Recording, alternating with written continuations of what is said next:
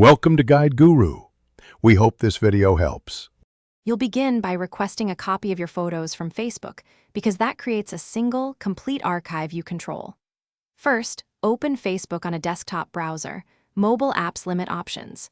Then go to Settings and Privacy, select Settings, and choose your Facebook information. Click Download your information, deselect everything except photos and videos, and pick HTML or JSON and high quality. Doing this now saves time later and ensures you only back up what matters. Once you've selected photos, configure the archive so it's usable.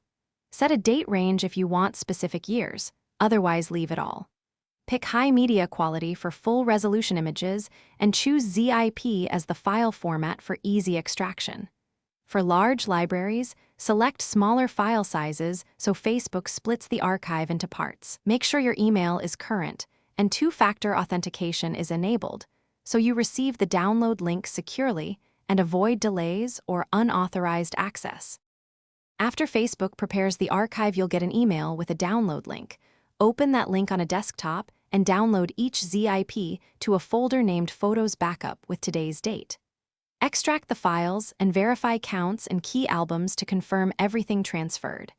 Move one copy to an external drive and another to a cloud service for redundancy.